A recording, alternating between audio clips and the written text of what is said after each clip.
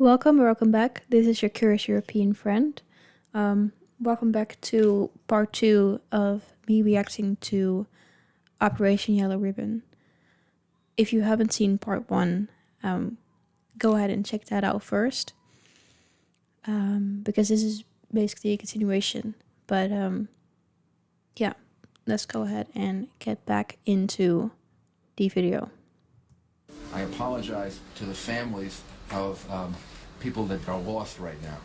We have lots of families seeking information about who was in the World Trade Center.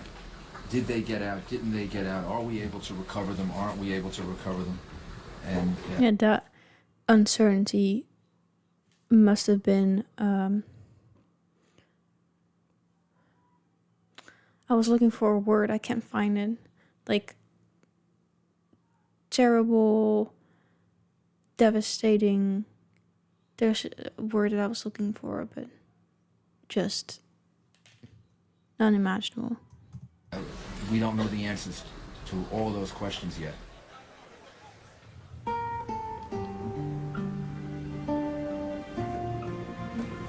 Hannah and Dennis O'Rourke are staying at the Canadian Legion Hall in Gander. By now, they've learned that their son Kevin had been one of the early responders at the World Trade Center and that he is among the missing. I seen on the TV what happened to the Twin Towers. And I didn't want to alarm them, but I knew that when they collapsed, I figured nobody would get out of that thing. But we prayed. I came here and prayed, hopefully he went so high. It is reality, as far as in the city of New York, that you are going to lose some of your fellow brothers, battling the Red Devil. Just luck of the draw, I guess. He says, some are called for nurses, doctors, priests. My calling is to help people. And that's my calling to be a fireman, helping other people and saving people's lives. This is an effort involving people that came in on half a day's notice. Some very anxious people, some very worried people, but yet some very thankful people for the hospitality that only the people of Gander and surrounding area can show. These strangers are just taking us into their home. And it was not just taking us into their home. It was, here's the bathroom, here's fresh towels, here's the refrigerator, there's plenty of food. And then what they said is, now you know where the house is. The door is open. I gotta tell you, this experience with your town has just been beyond belief. We were buying some clothes earlier for the extra day stay, and the shopping clerk actually invited us to her house to take a shower. So it's been like that ever since we've been here. And the people are real nice, I can't believe it, Everybody put their arms around you, and it's always food coming in all the time. There's not one person that we have come across who hasn't offered to help us in some way. It's overwhelming. They didn't think of themselves at all at any time. They'd be in that kitchen and working all day and work the night. It didn't faze them, so they were there for you. It's so amazing to see and empathetic. I just hope we can all take something out of that, because they set an amazing example, which of course you would only hope that anyone would have done in a situation like this. But that's not to take away from all that they did, but just hoping that, more and more people would do that, or that anyone would do that. Other than her daily walk to church, Hannah O'Rourke refuses to leave the Legion Hall. Beulah Cooper, the Legion Hall organizer, can't help but notice her pain. My son's a fireman, but I know this is not New York. And your heart really went out to them. And I tried to get them to come up here and stay, but they wouldn't leave the Legion because they were afraid they'd miss a phone call. She was fantastic to us, and so was everybody else, but Beulah was special. She was like a mother. That motherly love, she hold you, her. She was great. I talked to her, tried to take her mind off things, But I know I didn't do that because you can't take a mother's mind off her child. Beulah Cooper tends to the O'Rourke's day and night. She walks Hannah to church to pray for Kevin and for his fellow firefighters. The community, the love that they have, you can feel it every place around, you know. They keep telling you, keep the faith, he'll be fine, you'll find him, he'll find his way out. I says, if anybody can, Kevin will, you know. So, it was in God's hands.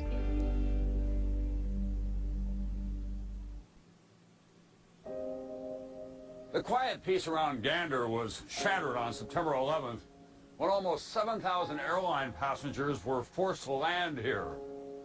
They came to be known as the Plain People, and they almost doubled the local population. Many of them didn't know the fate of their loved ones. They were confused and anxious. But that anxiety was quickly replaced by gratitude. Gratitude for the exceptional acts of kindness and comfort offered by ordinary people.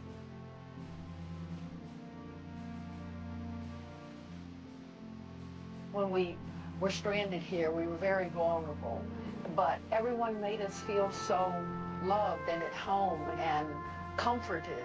Everybody just put everything on hold to take care of us. Diane Kershke of Houston is traveling home alone after visiting her son's family in Huntington, England. In Gander, she has met another passenger from Continental Flight 5. His name is Nick Morrison, a button-up oil industry engineer from Worcester, England, on his way to Texas for business. Originally scheduled to fly on September 10th, his company had postponed his trip by one fateful day at the last minute. That's where I first saw Diane, which was she was sat on an army cot all on her own. There were a bunch of other women over there. There was something in the order of 90 people here. Life, you're on a treadmill, you get up, you go to work, you come home, you get up, you go to work, you come home. And you perhaps don't have time to stop and examine where you are. And all of a sudden, you're plucked out of this everyday life for 4 days. And yes, you do get a chance to examine where you are and where you want to go. Wait, so did they meet there and become lovers? Wow. It reopens on Thursday, September 13th. Over the next 3 days, the Gander Airport once again becomes a swarm of activity. Around town, the schools and Legion Hall, Thursday, September 13th. Oh. Over the next 3 days, the Gander Airport once again becomes a swarm of activity. Around town, the schools and Legion Halls begin to empty. Our community had a sense of sadness because they didn't know if they were ever going to see, and probably never will see, a lot of those people again. But there was also a lot of friendships developed from it. So there was a sense of sadness, but a sense of relief that I did something good to help those people. Yeah, I was wondering if any of those people would have stayed in touch. I can only imagine that they might have. We rode on a school bus to go back to the airport to leave. And of course I had already been crying because we were leaving the people that we'd met here. And Nick was trying to comfort me and he was going to kiss me on the forehead. And well, I didn't think about him being a gentleman and kissing me on the forehead. I thought he just missed my lips. So I just grabbed him and kissed him on the bus. No. Shirley Brooks Jones, the retired Ohio State fundraising administrator, boards Delta Flight 15 to begin her journey home. She's constantly thinking about the generosity of the people in the Gander area, wondering what she could ever do to pay them back. And then, going home, an inspiration. All of us, as we were leaving, tried to leave some money with the people. And they wouldn't take it. They'd just look at us and they'd say, no, you do the same for us. Once the flight is airborne, Brooks Jones asked the pilot if she can make an announcement. A request, really, for passengers to donate money toward a scholarship fund for graduates of Lewisport Collegiate School, where so many have spent their days in Newfoundland. Several of the men went around, picked up the pledge sheets, counted up how much the people from all over the world had pledged, and they had pledged something over $15,000 US. When Delta 15 touches down in Atlanta, the passengers and crew, who for days were left wondering if anyone remembered them, are surprised by the warm, enthusiastic welcome they received.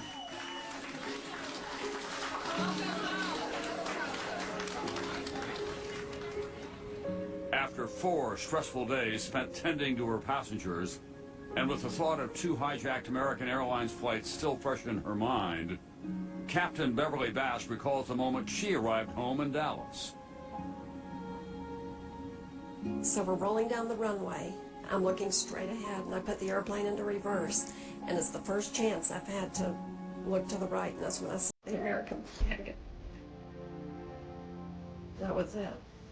That was the first time that my emotions came into play. Yeah, like I can only imagine for, yeah, like I said, pilots, when they just have to stay calm somehow during all that tragedy and chaos. So I can only imagine she broke down once she could finally break down. George Vitale returns home to a New York deeply wounded by 9/11. His everyday, a reminder of what was lost. I come out my house and now I'm looking at that Manhattan skyline in front of me, and there's this gaping hole. And I remember becoming so overwhelmed emotionally that I just broke out in tears. I lost a lot of people that I knew, co-workers that never came home. I have sometimes guilt because my experience was so warm. I've made lifelong friends. It's kind of like if this evil attack by evil people never happened, I would have never met on the complete opposite end of the spectrum the most wonderful people on earth. Yeah, that's something that is very interesting in a way to me as well. The duality of the world and things that happen because of this tragic thing. Also, these beautiful things emerged. So, yeah, I don't know. It's like kind of like without darkness there can't be light. Of course, you hope the darkness was not there, but I think it is a beautiful way to be able to look at it, see something that came out of this tragic event. I truly get what he's saying, even though I'm not in that situation. That must be so weird to think about. The O'Rourkes finally arrive home on Saturday afternoon, 4 days after they were diverted to Gander. It will be 9 more days before they finally get the call they had been dreading. Kevin's body has been recovered in the rubble of the North Tower. I know Kevin so well. He'd be the last man out if it was his way. He'd get everybody out before himself, and that would be it. That's the type he was. He was 44 years old. Parents aren't supposed to bury their children. Children are supposed to bury their parents. The way he died was hard. It was hard. I tell you, each year it gets easier. It don't. It gets harder.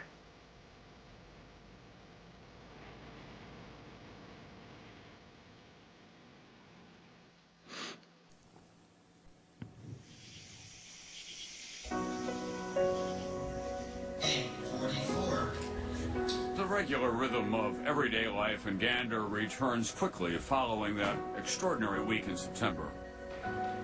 Schools are schools again. churches fill on Sundays. Legion halls open their doors. But the bonds forged in that short time endure to this day. Shirley Brooks Jones has returned 17 times to give back to the people who were so generous to her. How big is that scholarship fund now? The scholarship fund is approaching, with insurance and cash, around $900,000. Wow. And 111 young people of the Lewisport area have been helped by that scholarship. Last spring, Stacy Hoff is one of 12 Lewisport seniors awarded a Delta 15 scholarship. And it comes to no surprise, I'm sure, that the graduate of the year for 2009 is Stacy Hoff. She is now a freshman at Memorial University in St. John's, Newfoundland. I was proud. I was proud not only to receive the scholarship, I was proud of my community for what they have done. Well, the folks around here changed your life, but you changed their life as well. Yes, we've become very, very close. They're my second family, really. The Gander experience also forms a new family. After their impulsive goodbye kiss, Nick Marson and Diane Kershke, living an ocean apart, continue to phone and write each other. He visits her in October 2001 and again in December, and ultimately arranges to be transferred to the Houston office. On September 7th, 2002, they are married, and for their honeymoon, they return to Gambo, the village near Gander where they met. The community welcomes them back with a song written just for them. They wrote a song for them? Wow.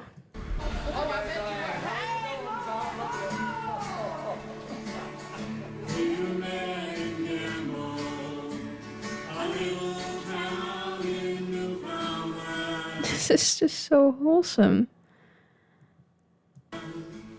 So when you said to your friends in England, I was stranded in Gander, but I met this lady from Texas.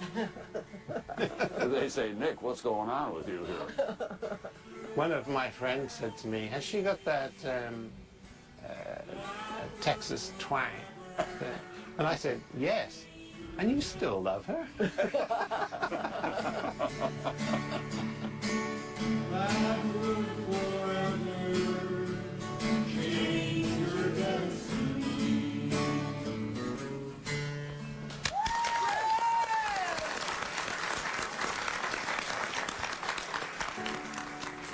For the O'Rourkes, memories of 9/11 remain deeply painful. But the lasting gratitude they feel for a kind stranger who became a dear friend during their darkest hours brings them back to Gander for the first time, 8 years after they have buried their son. I don't believe it. Made you feel right at home, like you were friends forever. And you don't forget that. In your case, you had great loss, but great gain because of all these friends that you made here. Oh, I made great friends. They'll be your friends forever. Forever. Forever. Can never thank them enough. It's unbelievable what these people have done. The love that's here. Everything, you know. It's just unbelievable.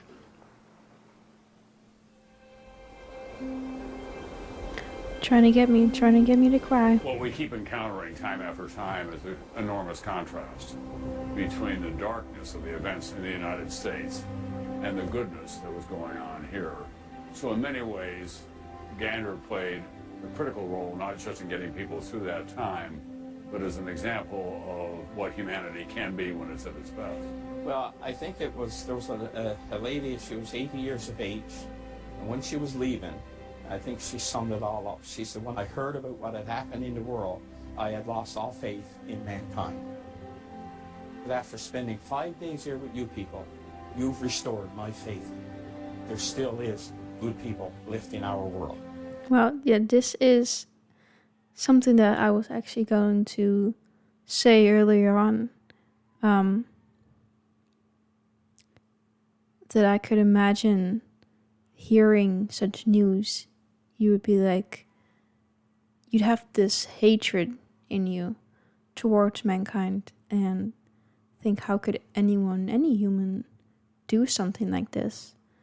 So to then be welcomed by such generous people must have made all of this difference and shift your perspective again. And yeah, I hope as humankind we can continue to do that and not let negativity and hatred win. That could be the legacy of Gander. It could very well be. I think it is. In a lakeside park just outside of Gander, there is this monument to the local residents who put their lives on hold to help 7,000 strangers stranded far from home on a terrifying day. Here, every minute of every hour, thousands of acts of kindness were repeated. Here, in gratitude, passengers created a scholarship fund that will endure for generations. And Kevin O'Rourke, the firefighter from Rescue 2 in Brooklyn who was lost in the World Trade Center last November, his daughter gave birth to a son. So now Dennis and Hannah have a great-grandson. Now his name is Kevin, so he lives on. If you ever need your faith restored in human kindness, that should be compulsory viewing. Well, it's a great place. I love Newfoundland and Labrador. I've been up there fishing, and they're just very representative of the people. It's a harsh land, and they settled it a long time ago, and as they say to us, this is how we get along here. We help each other out. And frankly, they didn't understand what the fuss was all about. They kept saying to me, why are you doing this story? This is just how we live our lives. So it is, I think, during a troubled time in America, a reminder of how people and communities, even across borders, can help each other. How many places on Earth could that have happened in? Well, I don't know. I think that the best of humankind comes out during a tragedy. So I think it's, we see that in this country. We see it in where I go in undeveloped parts of the world where people will respond very quickly. We saw it in Haiti. It's going on right now in Chile, I'm sure, today during this great devastation. It's just sad that it takes a tragedy to bring people together in that fashion. So that's a very good symbol for the rest of the world to look at, Gander. There were not too many beautiful stories that came out of that terrible Tuesday in 2001. No. That was one of them. Well, the other thing that we felt strongly is that not enough Americans knew about it. And because of the chaos after 9/11, we were consumed, understandably, with trying to put our country back together again. And so when I got up there, I was vaguely aware of the dimensions of it, but not nearly to the degree that we discovered that it played out over a long period of time, and the passengers remain grateful to this day. Compelling. Thank you, Tom. Okay. Tom Brokaw. We'll get back to speed skating, the medal races. Yeah. Well, I think he said that very well about that it's a shame that it takes tragedies to bring out the best in humankind, oftentimes.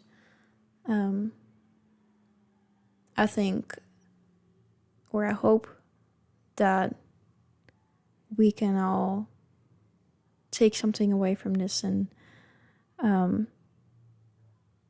just be like 1% kinder every day and help people and spread positive light, instead of spreading negativity and all of that. But this was, I'm kind of speechless. I have many thoughts, but I'm kind of speechless at the same time. I don't know why it took me so long to watch this and react to this. I'm very glad that you guys recommended me to watch this video, because this restored also a bit of my faith in humanity, if you will. Because what the people in Gander did, and everyone involved, the people who then in response to getting the help, helped the people in Gander again. It's just so generous and a good example of what humankind can be if we all work towards that. But yeah, like I said, I didn't know any of this. So to see this was really beautiful and inspiring. I get that it might also, or could be, hard to watch with everything going on right now. You would think, why is America or a certain administration trying to do certain things when they've been helped so generously in the past? But again, I don't think that we should think that way. All that's gonna do is just spread more negativity and hatred and all those things that you don't want to spread. That's not going to help. So I think if we can embody, again, this energy of positivity and generosity, and keep leading with that ourselves, we can control other people. We just can't. So we can only control what we do. Yeah, let's all try to do that, I guess is what I'm saying. But anyways, I feel very honored or something to have watched this, to instill this kind of faith also in me again. And not that I lost complete faith, but you know, it's a good watch and inspiring. So I thank you guys for watching, and I hope to see you in a next video very, very soon.